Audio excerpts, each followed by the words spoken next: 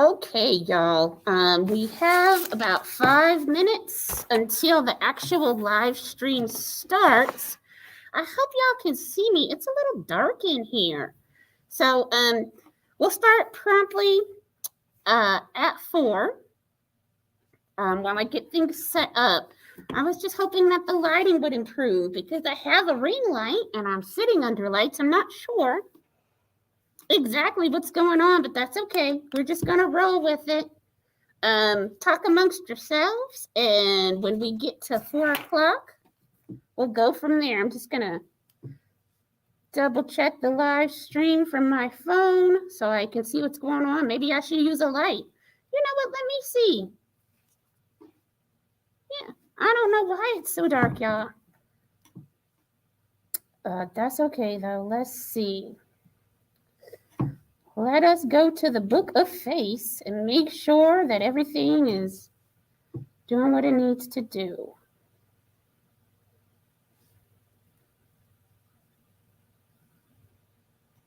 Oh, look, there I am. Let's see. Okay, perfect. Oh, okay, good. I look good on screen here, so that's perfect because I was afraid y'all couldn't see me. Perfect. Okay, we'll get started in about 4 minutes. So let's do this. We'll get started in 4 minutes. Okay. While I get my notes together.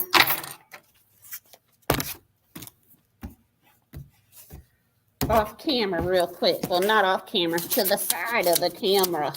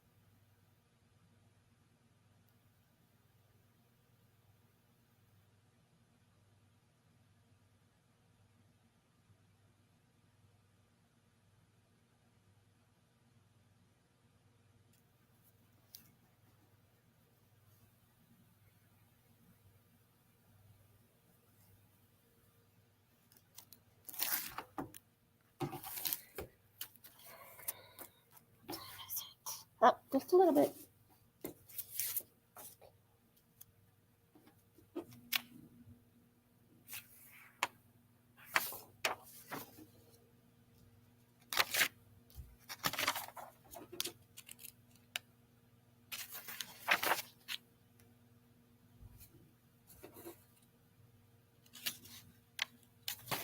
Okay.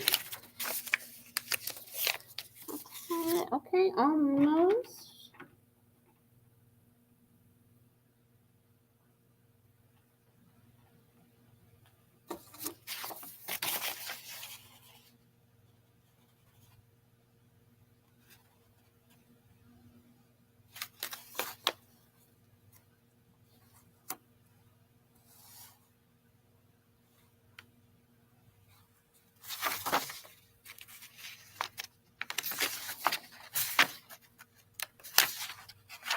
Okay, I think I got everything. Let's hop back over in the middle where y'all can see me. Let's see what's going on with my live stream here. Okay. Let's see what we have here. Okay, everybody. Hello and welcome to the live stream. Welcome to Lovely from the Library, or it's not Lovely from the Library. Lovely's Digital Book Club presents the memory. Oop. Hang on, the green screen. There we go. The Memory Librarian by Janelle Monáe et al. The Memory Librarian and Other Stories of dirty computer. All right, so first off, before we jump in, because there's a lot to jump in about, let's talk about how the online book club works. Ooh, I am so sorry for tapping that microphone. Let me just move it closer so that y'all can actually hear what I'm saying. So this is how it works. This is the library's only online book club. Every month we have a book. We meet every third Thursday of the month at 4 p.m. In between, when we are, after we've announced the book, then you participate on the Lovely from the Library Facebook page in discussions that way.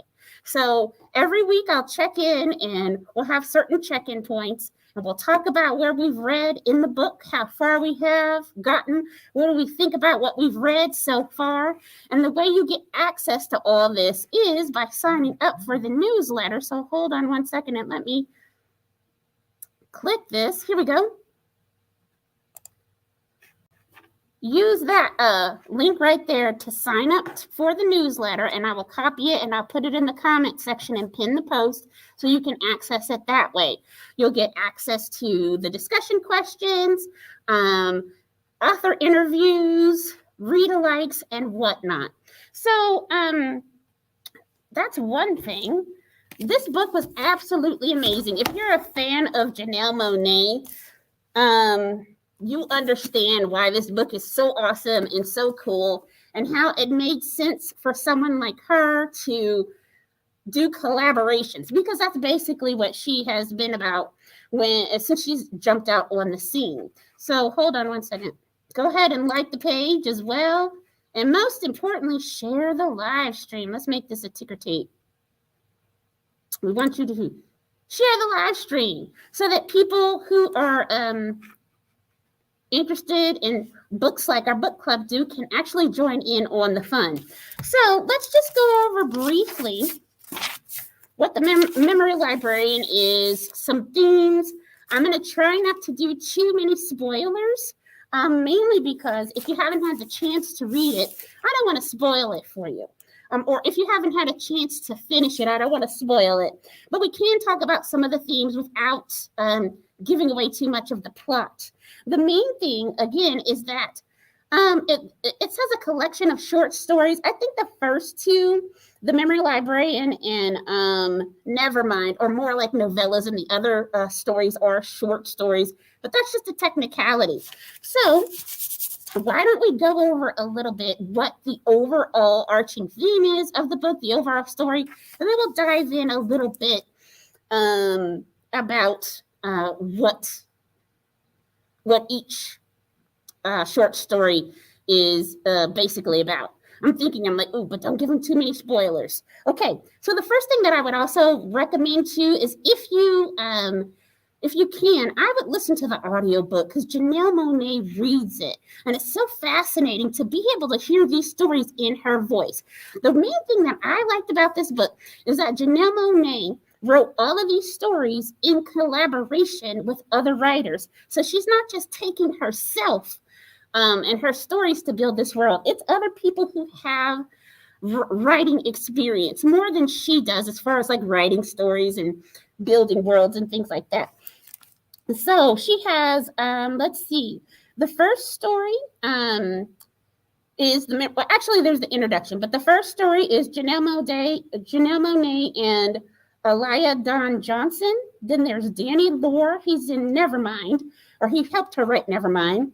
Time Box was Janelle and Eve L. Ewing. We have some of E. L. Ewing's books. They're phenomenal.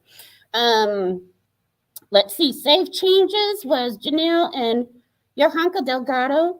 And Time Alter, or Altered, depending on how you say it, is by Janelle and Cherie Renee Thomas.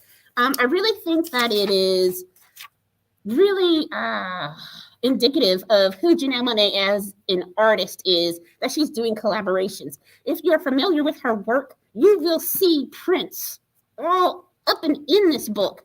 And it's really interesting because one of his alter characters was called Neverwhere as well. I keep saying Neverwhere. It was Nevermind. I keep saying Neverwhere, sorry. Nevermind as well. So let's jump into some themes. Also, too, let me stop share the live stream. For those of you who are a part of the newsletter, pull out your PDF so that you can follow along with the questions that I sent you. So let me just put that there so we can talk about some themes really quick. I want to talk about several of the themes that we see in this book. And hold on, let me get my notes together. I hope y'all had a good time reading the book just like I did. So let's see. All right. So the whole point of this is that there is a entity called New Dawn. It's never really made quite clear if New Dawn is a corporation, is it a religion, is it the government? And I think it's purposely kept murky like that because it could be all three of them. It could be, it could be any of them. So I really think that's why they never made it quite clear, because any of them could fit that bill. But the whole purpose is there are people who New Dawn considers like outlaws. Anybody who deviates from the standard norm is considered a dirty computer. And so what happens to the dirty computers is that they're sent to these centers to get their memories wiped. The issue is that the more that happens, the more of their own personal identities are erased. So for example, there's some themes. I keep saying themes, and I lost my section to talk about specifically. Hold on. Some of the themes that we are discussing definitely are going to be homophobia, racism, technocracy, or being spied upon, or what is it? Surveillance.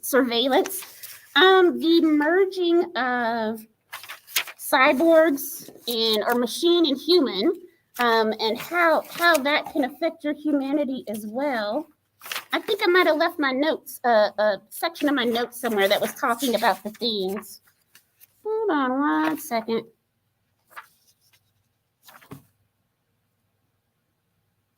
No, I don't think so. Oh, wait. Here they go. I'm sorry, y'all. Here we go. Okay, so these are just some of the major themes that are in the book. Obviously, there's going to be a lot more. We'll jump into those too. So I already said homophobia, racism, feminism, child.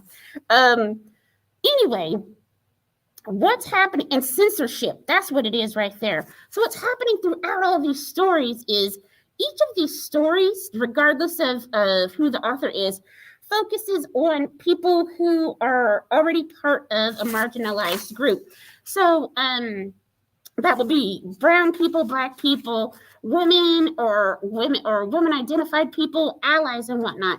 And so the corporate or New Dawn does not like these people because they don't fit who they think are ideal. It is hard for them to manipulate these people. So what they end up doing is just erasing them.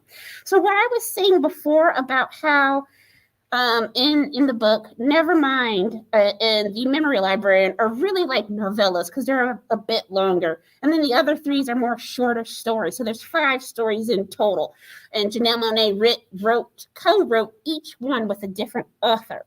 So part of what inspired Janelle Monáe to write some of these stories was Ray Kurzweil's 2005 book, The Singularity is Near. And so that's the one where they talk about the merging of humanity and machines. This is nothing new for Janelle Monáe. If you are a fan, then you know that Janelle Monáe, with her first break on the scene, she had this album called Metropolis. And her alter ego is an android named Cindy Mayweather, who was sent from the future to save the earth, basically. And she took a lot of inspiration from a film called Metropolis. Anywho, you'll see that connection in this book because Jane the Librarian's number, hold on, it's 5781. Let me see. I think that's over here. She has, here we go. Okay, so, yeah. So, in the film, because she has an album called, not the Arc Android. Um, I'm losing the name of it. But anywho, it's her Metropolis. It's part of her Metropolis concept. The Dirty Computer. Duh. The album is called Dirty Computer, and she had what she likes to call her emotion pictures, and it accompanied Dirty Computer. It was like a 45-minute long short film. They say short film, but it was phenomenal. Anywho, in that short film, she's Jane 57821. Now, that was Cindy Mayweather's serial number, the android that's sent from the future. You'll see a lot of these Afrofuturistic concepts and oppression and surveillance society. She's been exploring this in her music forever and ever. She's also done a lot of acting as well when she's making these emotion pictures that talk about her exploration of who you are as a person, who you love, and what that means to society, and what happens to you when you don't fit in, and the powers that be decide to take care of you. And by take care of you, I don't mean it in a nice way. And neither does Janelle Monáe. Anywho, because each story is the experience of marginalized group, they're also forcibly criminalized by New Dawn just because of who they are. They didn't actually do anything wrong, but just exist. And she's taking a lot of her inspiration from things that are happening currently. Like one of the things that we're talking about is Monáe discussed how the opposition to critical race theory and Florida's controversial anti-LGBTQ bill inspired her protagonists, like all of the protagonists in each of these stories. This is where she's getting it from, things that are currently happening. All of the protagonists are from marginalized communities fighting to be seen in a larger story. And this is perfect for Black History Month. Happy Black History Month, by the way, y'all. Because you'll see that really prominent writers like Octavia Butler did that as well. But just look at what was going on and extrapolate. Another prominent, I'm trying to get the words right, because Nnedi Okorafor does not like being put in the Afrofuturism category. She does not like that. She prefers to be in the African Jujuism. That's what she calls it. She says she don't write African futurism. Y'all need to go and read some interviews with Nnedi Okorafor to kind of do more of a deep dive onto what I'm talking about, so you can understand why I'm like, ooh, let's not put Nnedi Okorafor where she's been very clear she don't want to be. Anywho, Nnedi Okorafor does the same thing, where she'll read headlines and then write stories based off of it. She wrote a book that the library has called She Who Fears Death, and it was based off of I wish I could put trigger warnings on here. It was based off of this military government group called the Janjaweed in southern Sudan. They're Arabic. Are they Arabic? I don't know, but they're part of the government. They are, they would be, because they're non-Black. And they would go about and commit atrocities on the Sudanese women. And so she was reading about them. They were basically R-wording them. It rhymes with grape. And then the children, because they were, Black and Arab, sometimes weren't always received well in the communities. And I don't think it was because the children were mixed. It was because of how they were conceived, I believe. But anyway, long story short, she is doing something similar that a lot of other authors who write in the sci-fi, the science fiction genre do. And that is, they look at current events, current circumstances, and extrapolate where that might lead us. So she's in good company. Nnedi Okorafor, Octavia Butler, Philip K. Dick, people like that. So if you like this book, you want to look at a lot of those authors as well, because you'll probably like those too, because it's centered around some of the same things. Okay, so speaking of Philip K. Dick too, let's see. Yeah, the memory librarian is kind of like a play on the thematic obsession with anxiety about the reliabilities of memories. It's kind of like Black Mirror-esque as well. All right, so let's move on to a couple of other. All right. Oh! I remember. Sorry, y'all. So in the first story, the memory librarian, the character is called. Let me get her name right. Seshet. And that's super, super, super important. Seshet is the Egyptian god of the written word and libraries. Her name literally means female scribe. Super, super important. That's why Seshet was able to do what she did in that short story, is because she is the embodiment of the goddess of the written word. She's the librarian, like the librarian. Can you imagine having a goddess of librarians? Let's stop right there and just, they had a whole goddess of libraries. She was often paired with Thoth, Thoth, and sometimes Ma'at, MA''AT. I hope y'all can hear me through these masks. Let me double check the comment section real quick just to make sure you can. If you cannot hear me, please let me know in the comment section and I will try to move the mic close, or I'll take off one mask, but I'm not taking off both of them because I would like to survive. Thank you very much. Let's see here. I don't see anything. Let me just double check over here on the Facebook.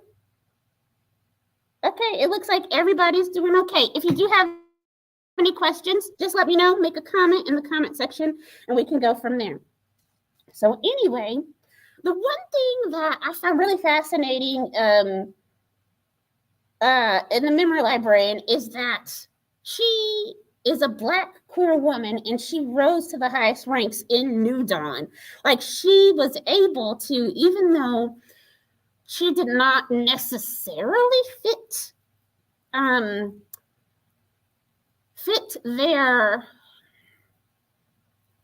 ideals, she was able to conform enough to rise to the top. She managed her way to the top of the memories of Little Delta Citizen. So she was she's in charge of wiping their memories, basically, when New Dawn says, hey, these people are getting a little too rowdy. And so there becomes a lot of questions that start to form in her mind when, how is she supposed to, how does she feel when the system she's a part of turns against people like her? When she's manipulated, how does she reconcile herself to the huge discrepancies between who she is and what she wants and the regime that she answers to? Those are all very huge, huge themes. Part of the reason why I think that she didn't go after certain rebel groups, that New Dawn probably would have said, no, we need to eradicate them. But she kind of just ignored them because she thought they were harmless.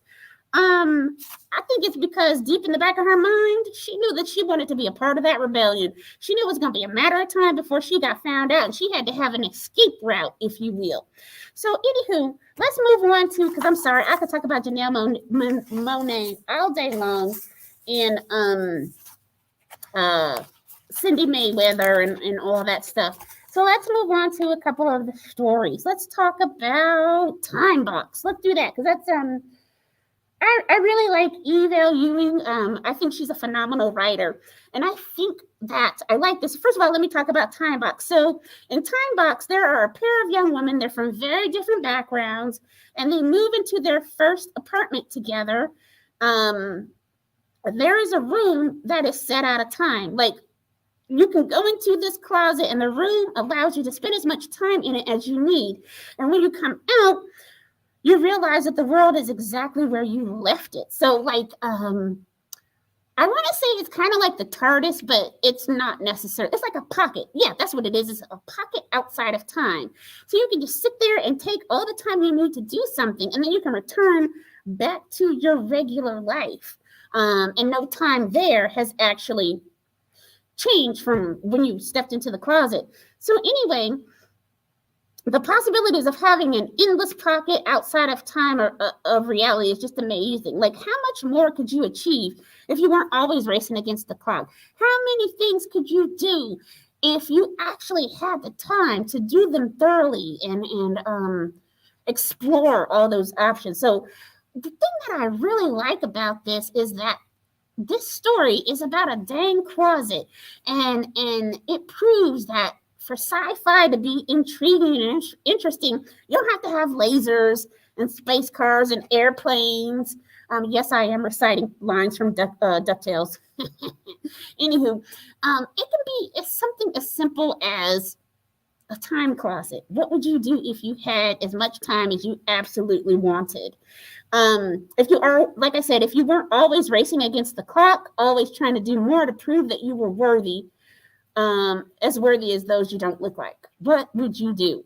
What would you do if you were able to actually be perceived as an individual?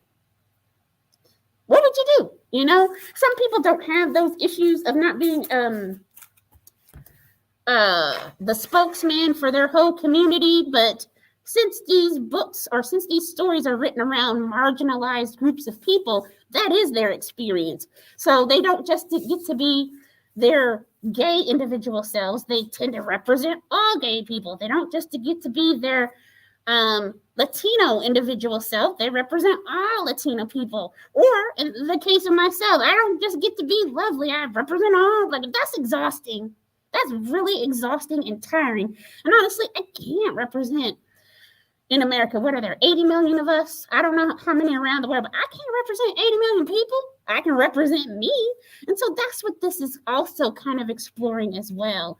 And again, each of the people who helped write these stories, they're actually called collaborators, which I think is awesome. They know how exhausting it is to always be hustling in a world that only pays attention to a certain kind of person. And you know you're not that person. You just know that's not you, and there's nothing you can do about it either. So that also brings up other questions as well. It's exhausting to constantly be fighting against white supremacy, against racism, against sexism, against bigotry every single day, day in and day out. So if you're also queer and non-binary, do you have the bandwidth and the capacity to do more? That's what this is really exploring and talking about. Also, who decides what's worthy? Like, who decides how to spend your time? If you also, too, in this story, one of the girls wants to keep it and use it for herself, and another one wants to use it for everybody and to help take down New Dawn. So what would you do if you were in that situation? These are all the questions that we are examining. I really, really like that story because it left it open. There's really no right or wrong answer. It really depends on you and your situation. It might depend on you and the day of the week. Who knows? Let's see what else. The next one is, where is it? It's the one where they're at the hotel. Let's see. The one with Jane, Zen, and Che. What is that? I'm sorry, I can't remember the name of that one. Hold on one second. I have it in my notes. Let's see, because my brain is a little scrambled.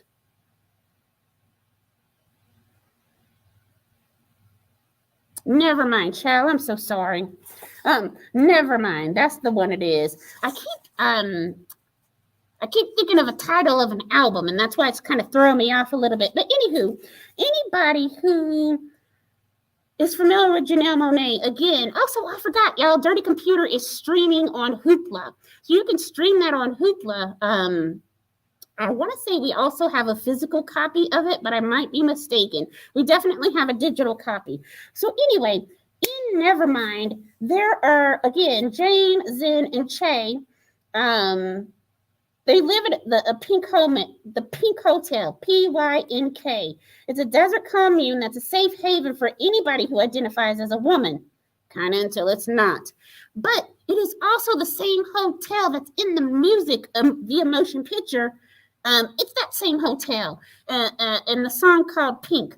What's her name is in it? She plays Valkyrie in the Thor movies. Tessa.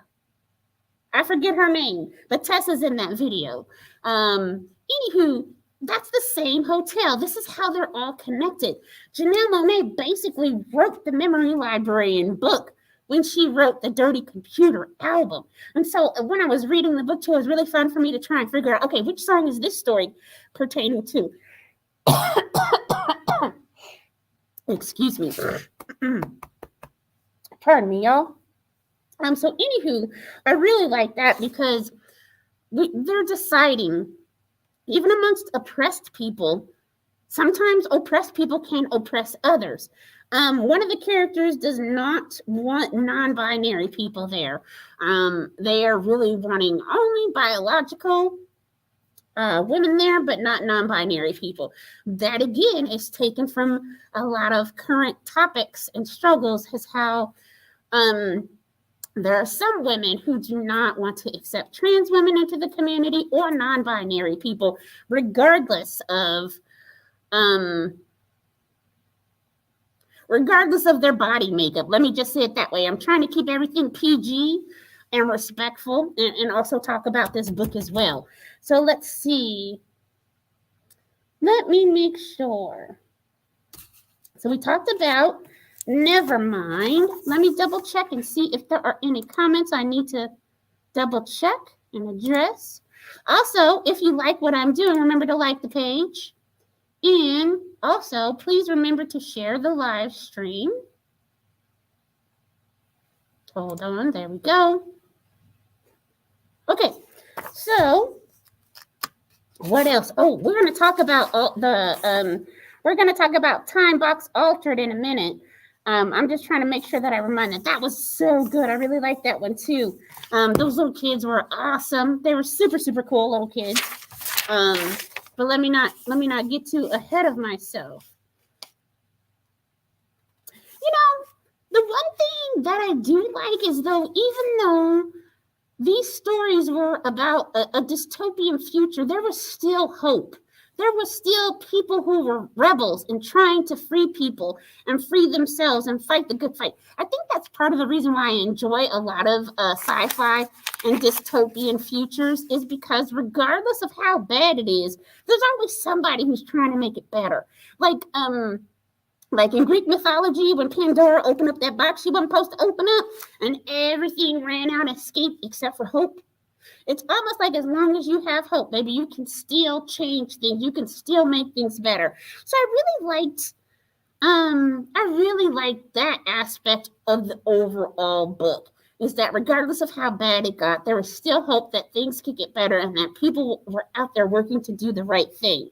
So another thing too that I liked about this book was that the characters was just an awesome representation of sexuality and gender and ethnicities. It was really, really cool. And it didn't come off as checking off, for diversity points. Now we have a non-binary person. Now we have it wasn't like that. It was just an organic growth or outreach of the stories of what Janelle Monáe had already laid the foundation for. So I really thought that was awesome.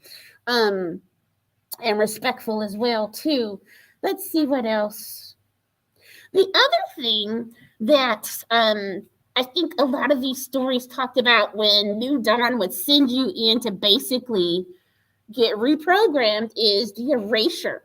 Not just wiping your memories, but what happens to those memories that people keep wiping. It seems like it's just on the individual, but if you wipe enough people's memory, then you're erasing history, you're erasing identity, you're erasing culture. For what? Is it really worth it? What is the price that you're paying? So everybody's going to be alike, but then you wipe people so much that they don't remember their histories, and neither do you. They don't remember their cultures, and neither do you. So I really thought that was fascinating too, because it's just like, yeah, you're trying to create this futuristic egalitarian society, but at what cost? What are you losing? You're losing a lot more than what you think because you're scared of differences. Instead of understanding that a difference is just that. It's not good, it's not bad, it's just different. And if people would stop assigning values to those differences, then they might be able to see the gifts, them as the gifts that they are. That's just my own personal theory or thoughts on it. You might have other ones. Speaking of which, let me double check and see. Okay, we're good to go. Oh, I told y'all that I would put this link down here. 1 second while I do that. Talk amongst yourselves. And here we go. While I copy this so that y'all can and put it in the thing.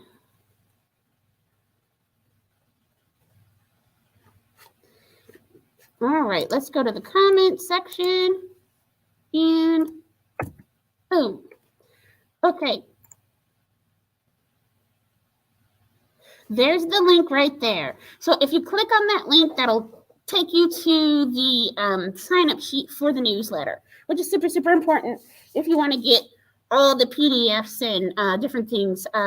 With this one, if you're on the newsletter, then you got the background information for all the authors, the co-authors, or the collaborators, as well. Ooh, I froze for a second. Sorry, y'all. All the collaborators, as well as read-alikes and whatnot, too. I pointed out a couple of read-alikes. For those of you who didn't get it, I definitely pointed out 1984, the Kirkus book. Anyway, it's all in there, and I can put them in here, too. I'm sorry, it keeps freezing up on me, so I have to stop and make sure that we're still going. Okay, let's see.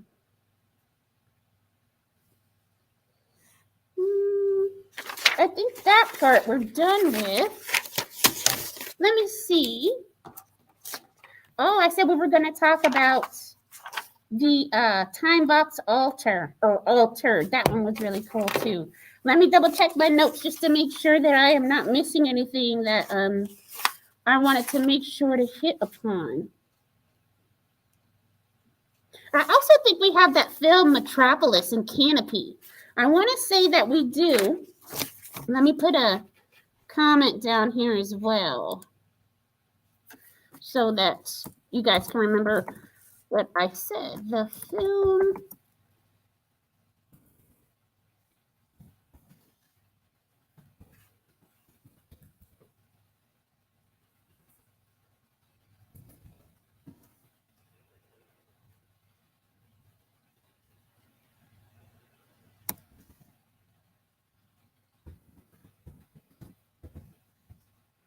Okay, and for those of you who are not aware, Canopy is the streaming service that comes with your library card for free that allows you to watch 10 movies a month. Actually, they have some that don't count against your checkout credit, so it really depends, but definitely 10 per month. Metropolis is on there. Let's see. Oh, you know what? We could talk about a couple of the critical acclaims, maybe not. There's really, I mean, there's people talking about how awesome they thought the book was and how awesome they think Janelle Monáe is and her odes to queer Afrofuturism. Let's see. Oh, you know who else that you might like if you really enjoyed this book? You might like Nalo Hopkinson. She wrote Brown Girl in the Ring. Really sci-fi future thing as well. The library has that book too. Let me put her name in here because, like I said, I know it might be hard to understand what I'm saying. Nalo Hopkinson.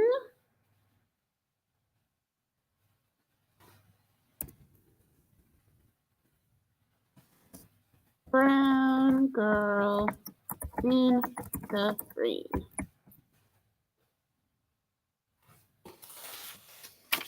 Okay, hold on. Let me put that in the comments so that if you guys are interested, you can check her out as well. And actually, anything that she has written, if you like Afrofuturism or Afrojudaism, depending if you're mediocre for or not, you'll definitely like Nalo Hopkinson's. And let me go on and put Nettie name in here too. Nettie Pokora 4. We have a lot of her books as well. Zahara the Windseeker, She Who Fears Death. What is the other one? Akata Witch. We have that one as well. Let me write that down. I'm just talking. Zahara the Wind Seeker. She Who Fears Death.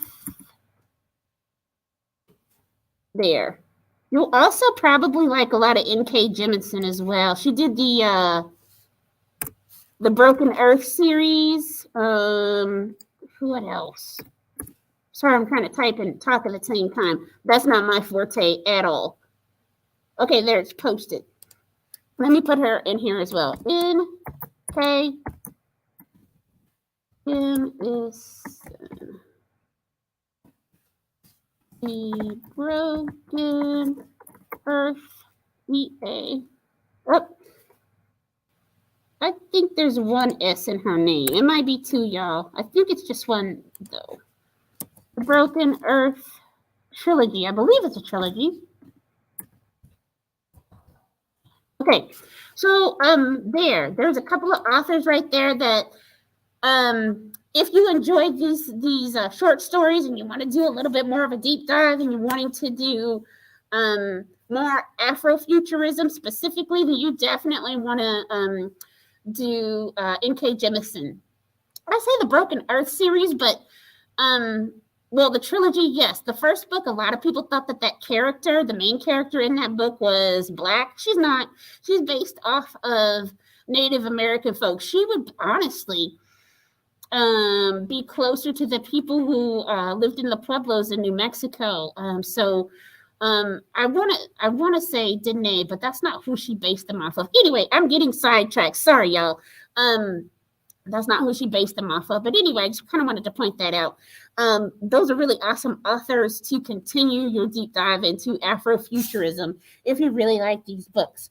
Of course, Octavia Butler. Child, let me put her in here because if y'all don't know who Mother Butler is, she probably wouldn't like if I said that. Sorry, Miss Octavia Butler. Octavia Butler. And everybody wants to talk about Kindred, but man, she had the Parable of the Sower. She had the Earth Seed. Earth Seed is more Afrofuturism. I'm not a big fan of Kindred. I'm just, child, not me. I don't really like that one, and it's hard for me to say that. It was well written because Octavia Butler did it. The woman was just a master of her craft. I just didn't like it. I mean, I couldn't get into it. But anywho, we have that as in a graphic novel. And in fact, y'all need to come into Lamb because I got a book display that has a lot of these on there. It's I focused on, for Black History Month, I focused on past, present, and future.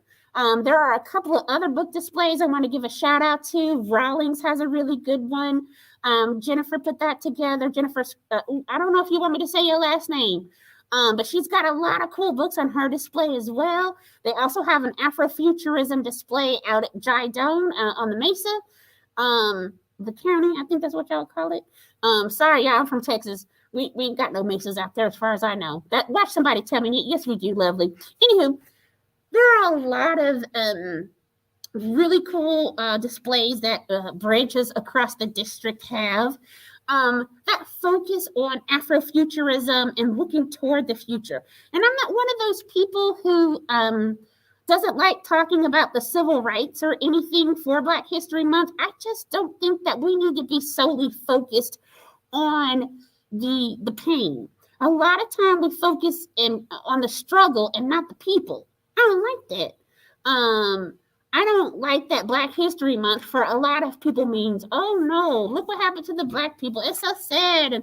And oh no, they got beaten with dogs and water hoses and stuff. It is too much of a glorification of the pain for me and the struggle, and not enough focus on the people.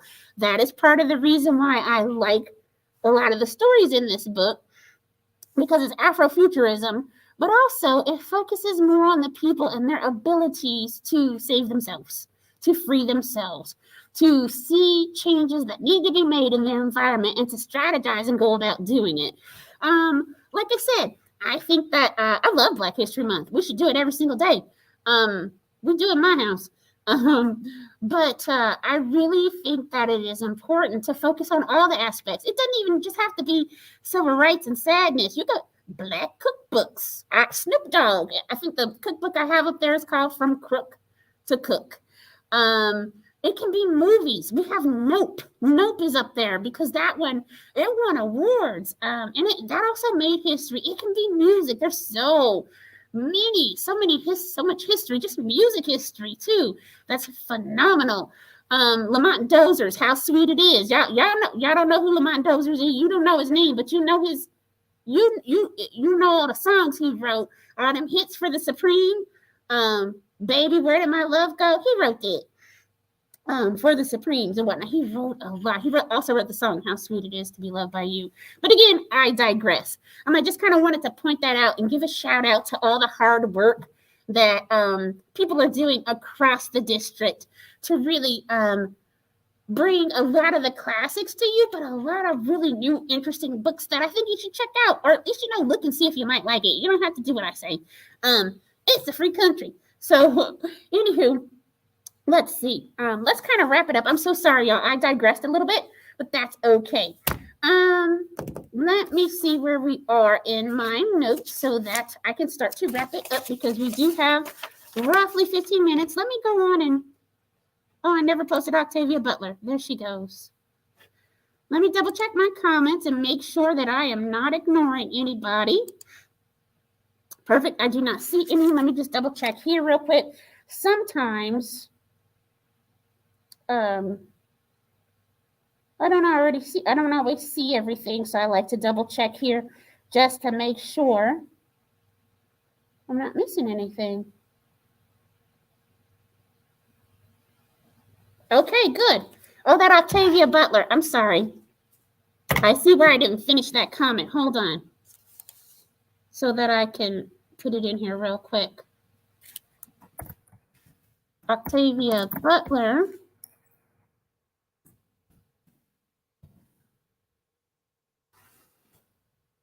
And it was her Earthseed series. It's about alien invasion and how these aliens come down and they start making babies with Earth ladies.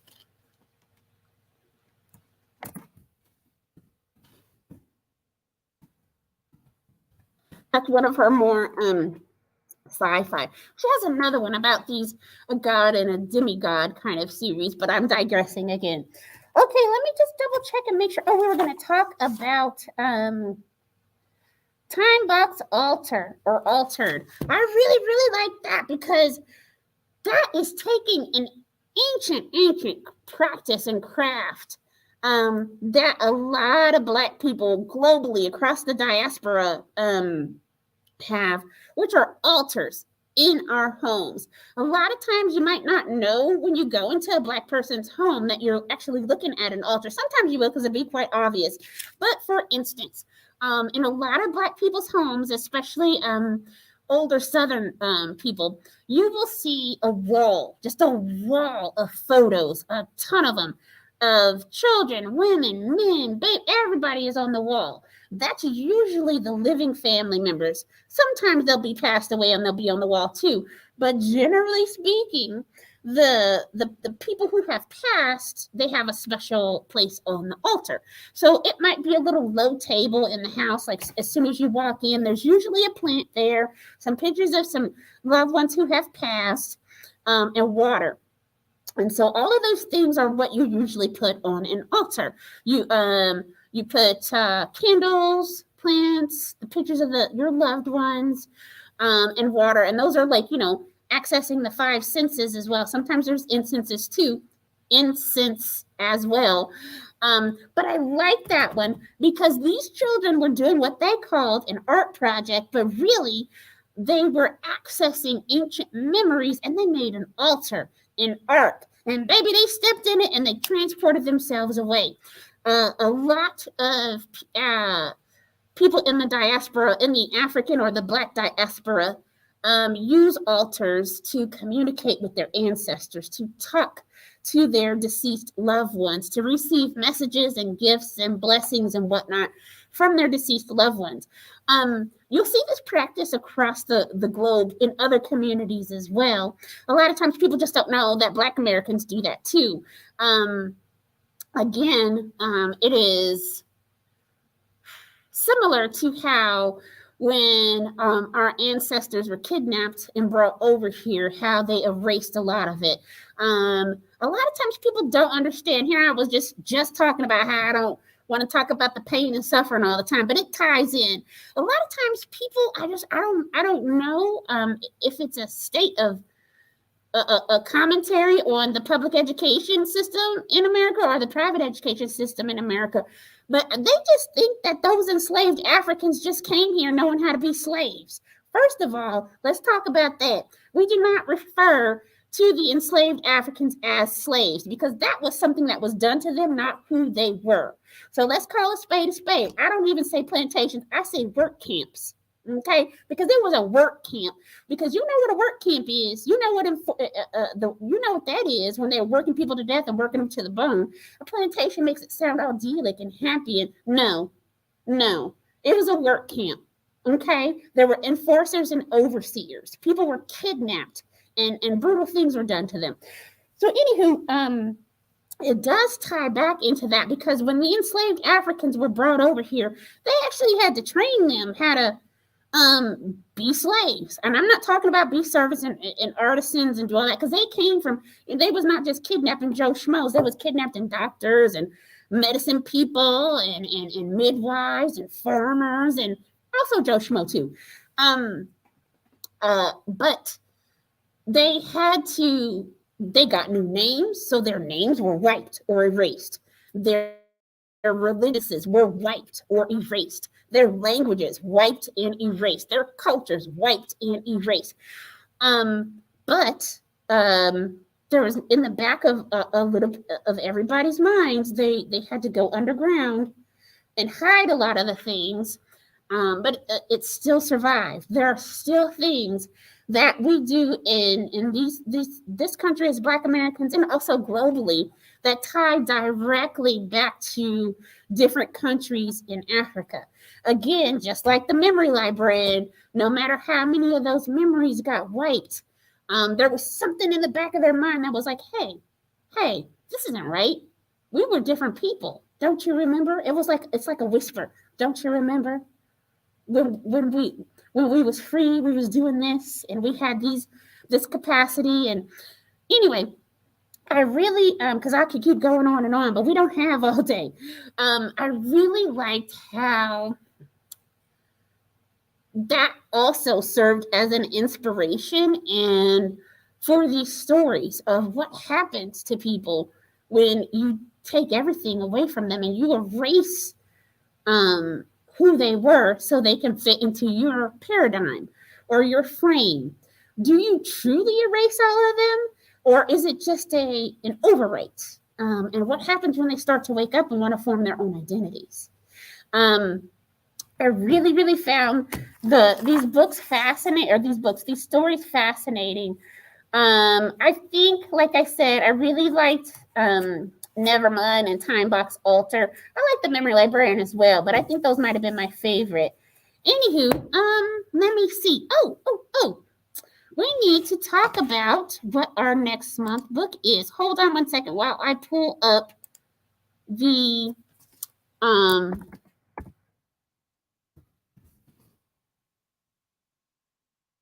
description. All right, let me just read it for you. Okay, so for the March, I'm looking at my other screen because I'm hoping that it'll it'll peek over. Here we go. Okay, good. So the book that we will be reading in March is called Memphis, and it's by Tara M. Stringfellow. I'll put that in the comments in just a second. But anyway, this one is specifically, I selected this one because it is the story of about 4 intergenerational women.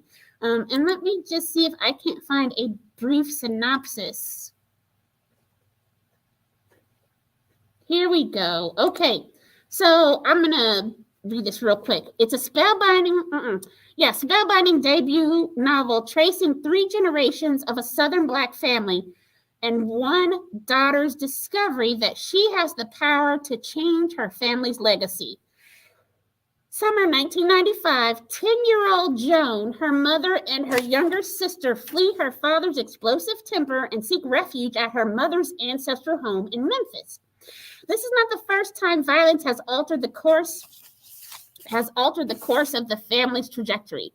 Half a century earlier, Joan's grandfather built the majestic house in the historic Black neighborhood of Douglas, only to be lynched days after becoming the first Black detective in the city.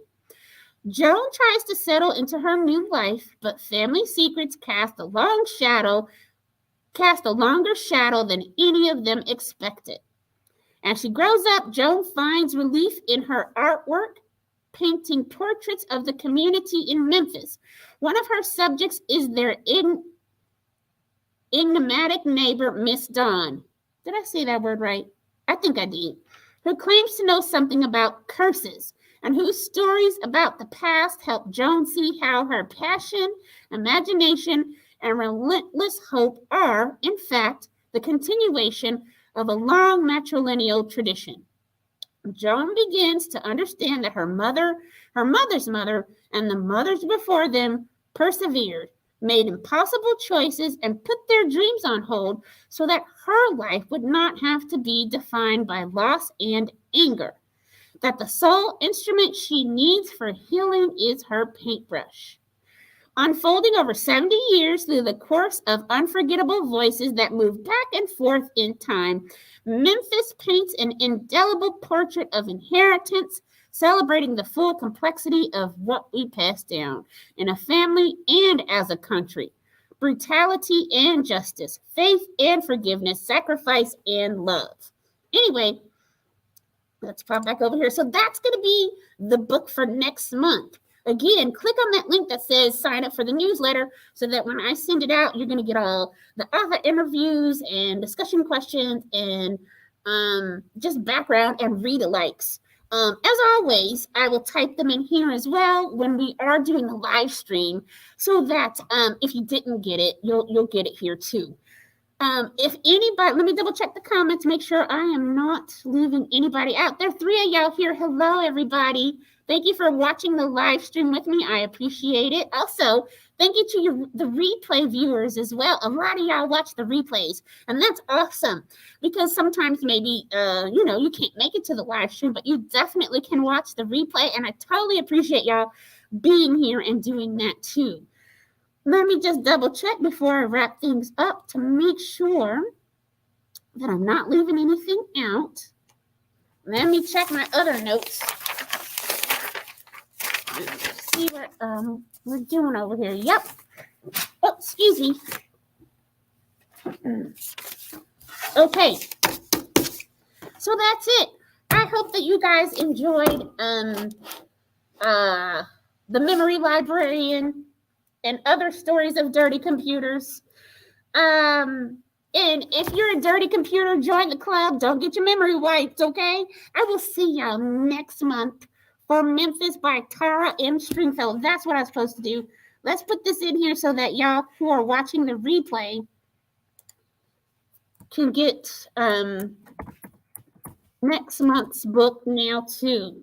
Next month's book is Memphis by Tara M. St. Stringfellow. That sounds distinguished. Like, I don't know, max power or something. There we go. Okay, so that's next month's book. That's going to be the third Thursday in March, which I think is, let me get the date because I don't know the date. Hold on, let's see.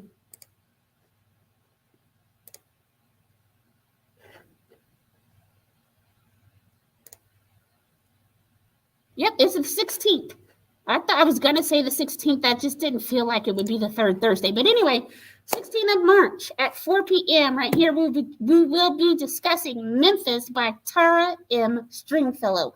If you have not had a chance to read this book, read this book. There's so many copies. We have a lot of the print copy if that's what you prefer. We have ebooks and we also have an audiobook. I really enjoyed the audiobook. I think Janelle Monáe is a really, really good story crafter. I also think she's a really good actress too. She's getting better. I say she's getting better like she was awful. She's not awful. She's just a songwriter. She's definitely a performer. If y'all have not seen Glass Onion, she's in Glass Onion. Yo. She did such a good job. I was so proud of her. She did a wonderful job too.